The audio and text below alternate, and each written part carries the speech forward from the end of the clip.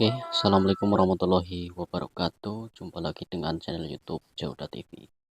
Baik teman-teman, pada kesempatan malam hari ini saya sedang berada di kampung halaman dan untuk video kali ini mungkin saya akan bercerita tentang mengenai salah satu seorang anak kecil yang sedang bermain di salah satu rumah, yaitu di rumah saya. Kebetulan dulu eh, anak kecil itu masih keponakan dari eh, kakak saya, teman-teman. Nah, kita sambil bercerita dan kita sambil jalan ke sini dan sambil melihat suasana pada waktu malam hari, teman-teman. Nah, kita pakai kamera depan saja ya, teman-teman. Baik, teman-teman. Lanjut ke tahap ceritanya. Jadi untuk mengenai cerita kali ini tentang seorang anak kecil yang sedang bermain ke tempat saya sendiri, rumah saya sendiri, jauh-jauh dari daerah Cilacap, main ke rumah saya sendiri, teman-teman. Nah, untuk ceritanya dari awalnya itu anak itu sedang bermain di salah satu rumah saya dan kejadian itu pada pagi hari apa ya kalau nggak salah itu pada pagi hari menjelang siang. Awalnya anak itu uh, sedang bermain bersama ponakan-ponakan saya di rumah. Tapi selang beberapa jam atau beberapa menit lah, intinya beberapa menit lah dari bangun tidurnya itu tiba-tiba si anak itu uh, ya makan sih, maksudnya di situ bermain dengan ponakan-ponakan saya, terus makan. Nah, setelah itu dengan secara tiba-tiba itu anak itu uh, ingin ingin mandi di salah satu sungai yang ada di depan sana. Itu di depan rumah saya itu sungai, teman-teman. Jadi kita lanjut ceritanya di dalam saja ya mungkin ya. Dan nanti kita kasih gambarannya di video. Nanti siang mungkin saya akan videokan lokasinya dan sekarang saya akan membawakan ceritanya, teman-teman. Kita lanjut ceritanya di dapur saja di dalam. Oh.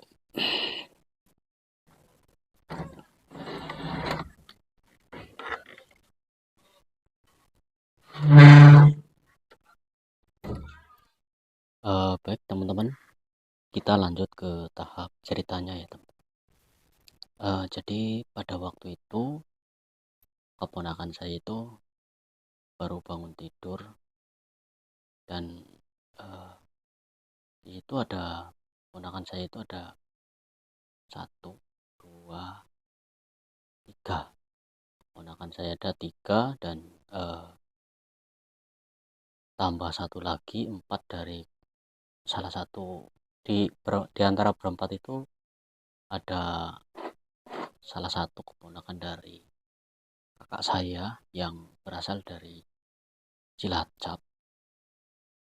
Nah, dia sedang bermain ke sini atau sedang libur ke sini. Ah, kejadiannya itu pada waktu pagi hari menjelang siang, teman-teman. Jadi pas waktu itu kalau nggak salah itu habis makan apa gitu ya, bareng-bareng bersama keponakan-keponakan saya. Jadi setelah itu entah kenapa tiba-tiba itu keponakan kakak saya itu tiba-tiba itu rasanya kepengen ke kali dan ingin mandi atau bagaimana saya kurang mengerti, dan itu pun secara tiba-tiba ponakan kakak saya itu lari dari rumah sekencang mungkin larinya, teman-teman. Jadi pas begitu lari itu kayak nggak sadar gitu, teman-teman.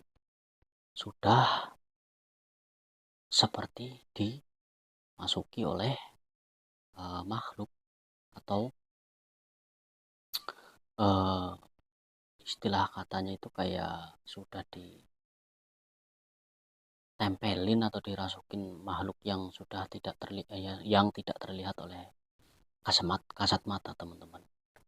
Mohon maaf teman-teman, kita sambil merokok dulu ya, agar kita rileks ngobrolnya, soalnya ini lumayan panjang.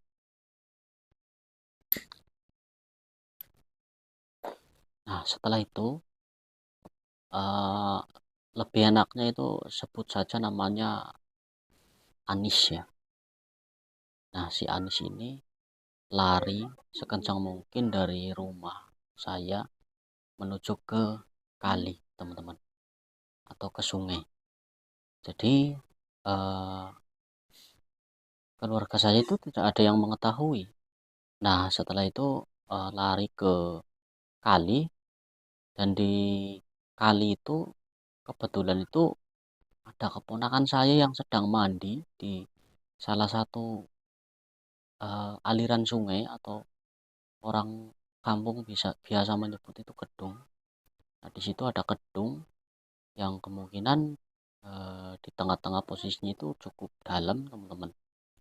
Nah, setelah itu si Anis ini lari dari rumah saya menuju ke kali, ingin ikut mandi bersama keponakan saya, teman-teman. Nah, setelah itu si Anis ini tidak melepas bajunya atau melepas celananya, biasa seperti layaknya orang mandi di sungai ini. Lah, beliau langsung loncat saja ke salah satu sungai tersebut, dan dengan secara tiba-tiba itu si Anis itu nggak bangun dari selaman itu, teman-teman. Dan setelah itu eh, keponakan saya pun bingung bingung kenapa si Anis ini tuh nggak mau bangun dari eh, selaman ini, teman-teman. Bingung, dan lalu keponakan saya pun panik dan pulang ke rumah, dan lalu keponakan saya pun bilang kepada mamahnya atau ibunya, teman-teman. Lalu bilang kepada ibunya bahwa si Anis ini nggak bangun dari selaman itu, entah kenapa. Dan lalu dengan secara tiba-tiba pun orang tua keponakan saya itu langsung lari ke salah satu sungai itu untuk mencari keberadaan si Anis tersebut. Nah, karena eh, namanya perempuan itu ya panik lah. Nah, dengan kepanikan itu eh, ibunya keponakan saya itu nggak bisa menolong lah, otomatis nggak bisa menyelam lah, istilah katanya seperti itu. Nah, lalu ada kakak saya yang laki-laki, ya kebetulan dia juga yang ngajak ke liburan ke sini, teman-teman. Nah, lalu kakak saya pun lari dari rumah menuju ke kali untuk mencari keberadaan si Anis tersebut. Nah, setelah itu menyelamlah si kakakku itu ke dalam sungai itu, teman-teman. Lalu menyelam dan mencari keberadaan si Anis, dan ternyata uh, si Anis itu masih berada di dalam sungai itu, teman-teman. Dengan posisi, kalau nggak salah itu posisinya nggak berdiri sih, cuman kayak orang mengapung gitu, cuman dia di dalam air gitu, teman-teman. Dan si Anis itu kan memakai busana atau memakai pakaian itu kayak semacam gamis itu teman-teman. Jadi pas begitu nyemplung atau nyebur ke ke air itu, si baju itu tuh nutupin kepala gitu. Jadi kemungkinan seperti itu teman-teman ya. Nah, kalau kita kaitkan dengan kemistisan di sungai itu, memang ya menurut warga setempat memang ya ada kemistisan tersendiri teman-teman. Banyak ceritanya teman-teman.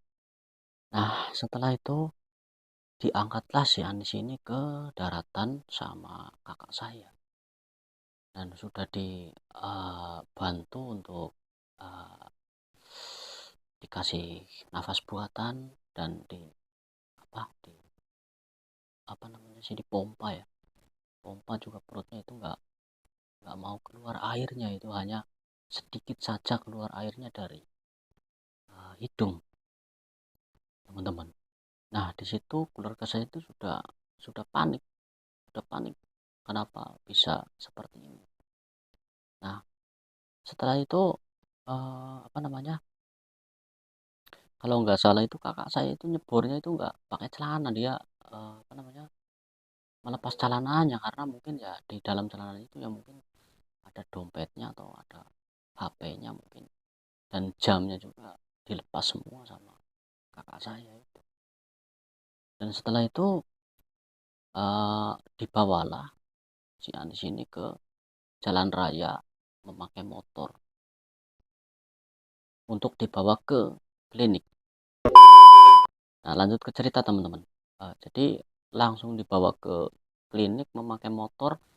Waktu itu kalau nggak salah itu boncengan bertiga ya. Kalau berdua ya nggak mungkin ya, soalnya kan ya nggak ada yang megangin si korban ini teman-teman. Nah, setelah itu dibawalah ke klinik atau ke puskesmas.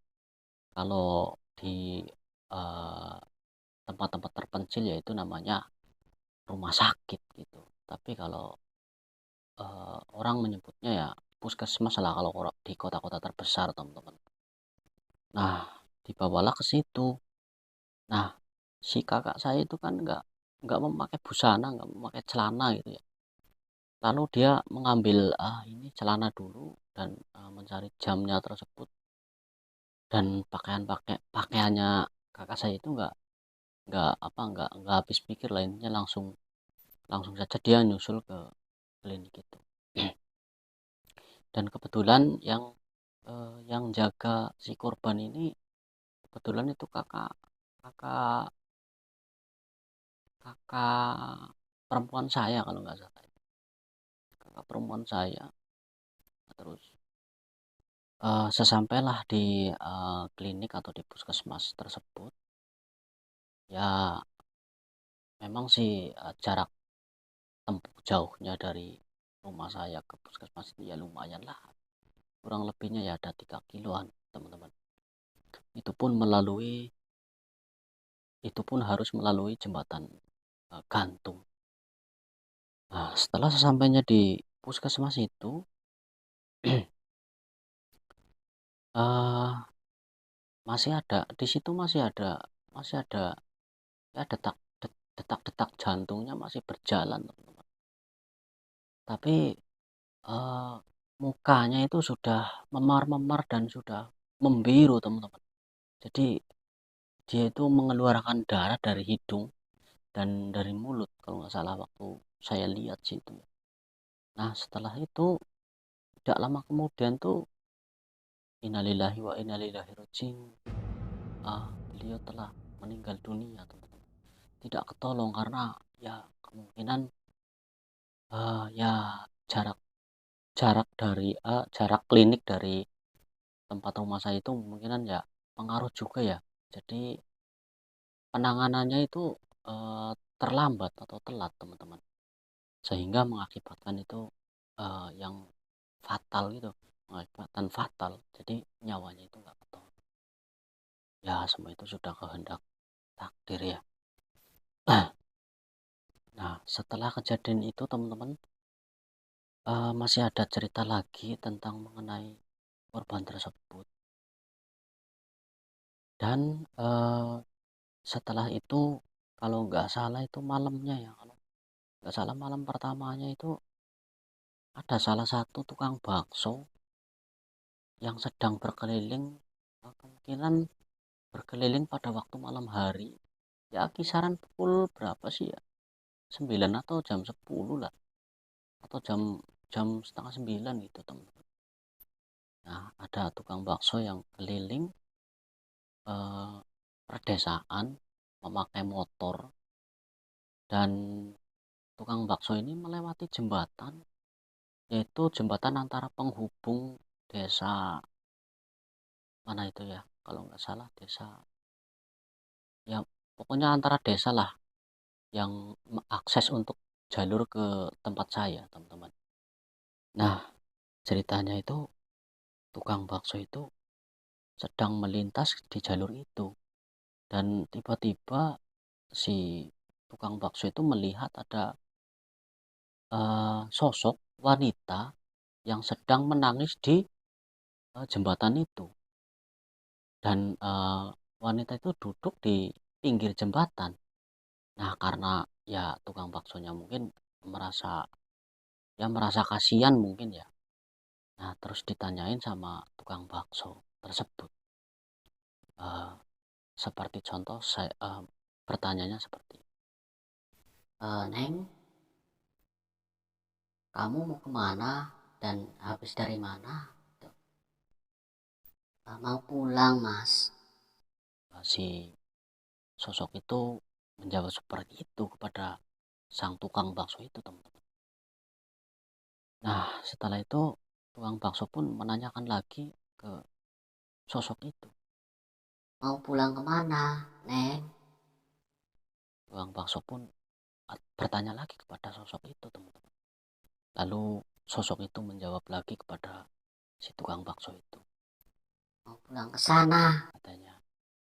Mau pulang ke, ya pokoknya intinya pulang ke sana, dia bilang kayak gitu. Oh ya udah, sekalian ini saya anterin ke rumah kamu, seperti itu teman-teman. Dan lalu bangunlah si sosok itu dan lalu naik ke salah satu motornya, lalu diboncengin dan diantar ke tempat tujuannya. Ya kemungkinan besar mungkin di perjalanan si sosok ini mungkin ngobrol atau bagaimana, saya kurang memahami karena info yang saya dapat seperti itu teman-teman. Nah, setelah, saya merinding sebenarnya cerita seperti ini.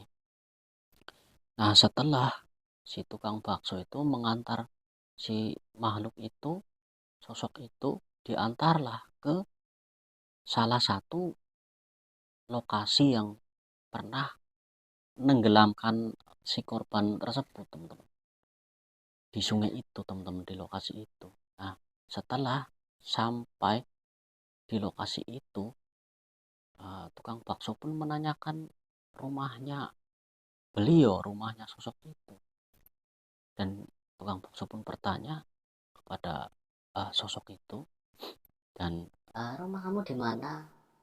Itu di situ. Si sosok itu bilang seperti itu kepada tukang bakso itu teman-teman. Dan setelah si sosok itu turun dari motor itu teman-teman, tiba-tiba itu menghilang, dan tukang bakso pun itu melihat dengan kepala mata sendiri dengan jelas menghilang di lokasi itu teman-teman.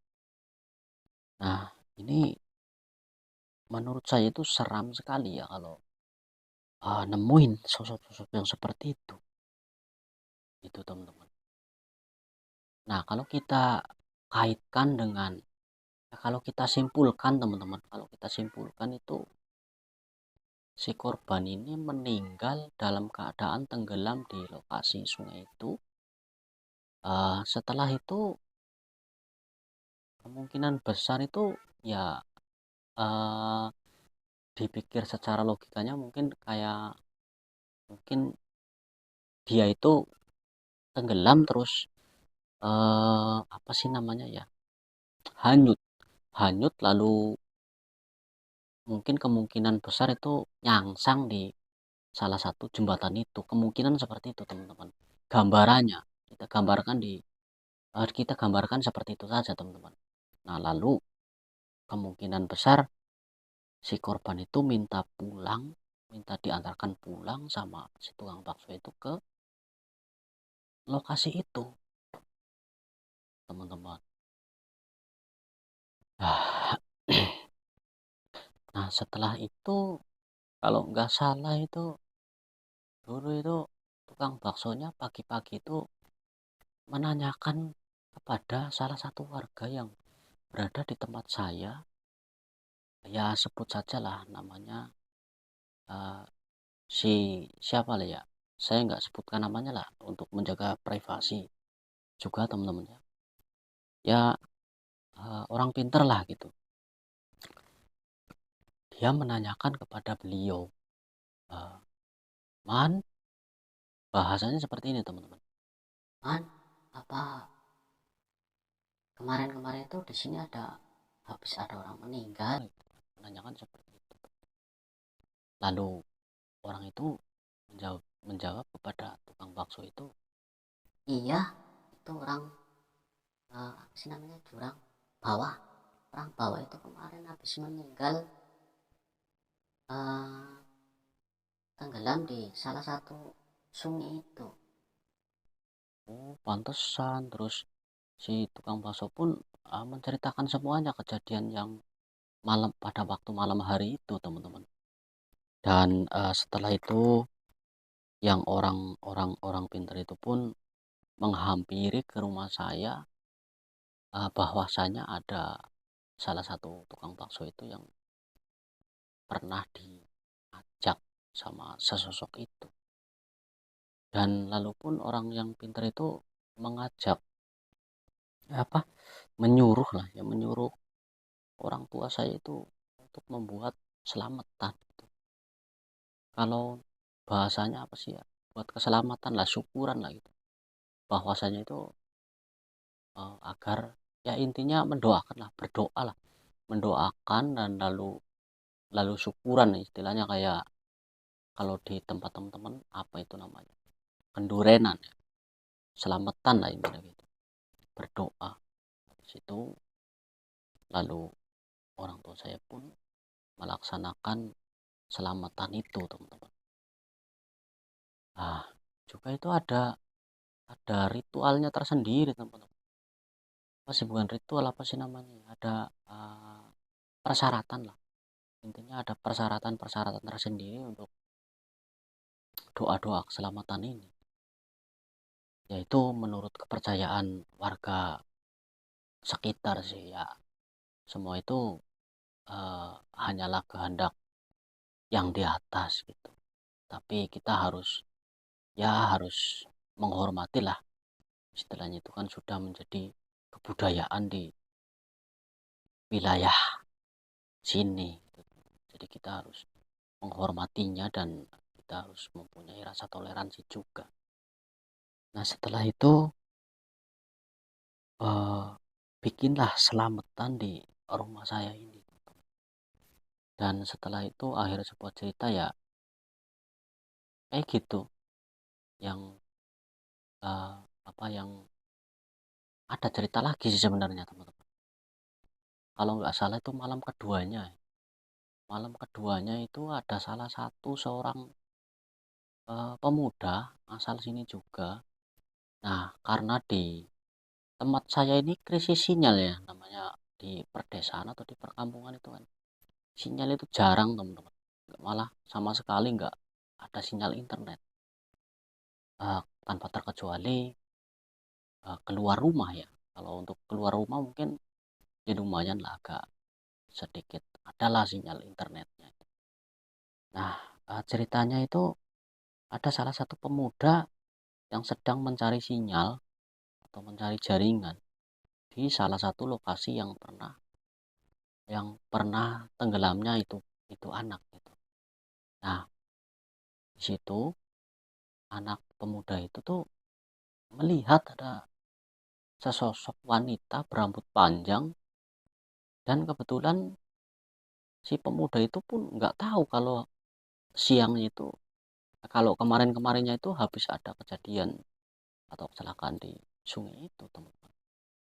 Nah, eh, pas begitu teman pas begitu anak itu, pemuda itu sedang mencari sinyal itu, di salah satu batu itu terlihat ada sosok perempuan berambut panjang.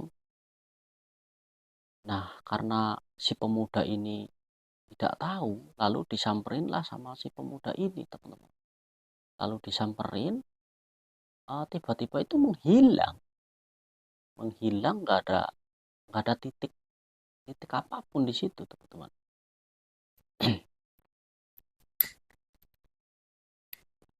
Ini jujur saya cerita di dapur ini, cerita di dapur karena tadi saya di awal video itu mau cerita di luar karena saya nggak berani, karena orangnya itu saya nggak pemberanian. Nah, setelah pemuda itu nyamperin si sosok itu, eh, tiba-tiba itu kaget dan ketakutan, lalu pemuda itu pulang. Nah, baru pemuda itu dikasih tahu sama orang tuanya mungkin ya, kalau eh, kemarin-kemarin itu pernah ada kejadian seperti itu di sungai itu, teman-teman. Dan ya, sebenarnya sih kasihan untuk jadi perbincangan warga sekitar. Ya, namanya juga kita nggak tahu kalau mau kecelakaan seperti itu. Nah, ceritanya seperti itu, teman-teman. Eh, Cerita kelanjutannya, alhamdulillah tidak ada apa-apa setelah kita bacakan doa dan setelah kita membuat selamatan, alhamdulillah nggak ada apa-apa. Dan itu pun sebetulnya ya bukan bukan dia sebenarnya. Kemungkinan besar ada salah satu makhluk yang menyerupai, mungkin seperti itu. Atau mungkin itu khorinya masih di situ atau bagaimana, saya kurang memahami, teman-teman ya. Itu memang benar-benar mirip perempuan itu, teman-teman. Nah, seperti itu ceritanya, teman-teman. Oke, baik teman-teman, mungkin cukup sekian ceritanya, ini sudah cukup panjang. Dan mudah-mudahan teman-teman semuanya bisa menggambarkan cerita untuk kali ini, teman-teman. Dan kita bisa ambil dari segi positifnya saja ya, teman-teman. Bahwasanya kita itu harus tetap berhati-hati di mana kita mau bepergian atau mau melakukan aktivitas, apalagi di salah satu perkampungan atau perdesaan itu kan ya anti banget lah, intinya kayak gitu, teman-teman. Baik teman-teman, terima kasih banyak yang sudah menonton video ini. Mudah-mudahan teman-teman semuanya tetap dalam lindungan Allah Subhanahu wa taala, dan tidak ada kekurangan suatu apapun, dan dimudahkan segala urusannya. Amin amin ya robbal alamin. Uh, untuk teman-teman semuanya minta doanya untuk almarhumah yang telah meninggal beberapa tahun silam. Al-Fatihah.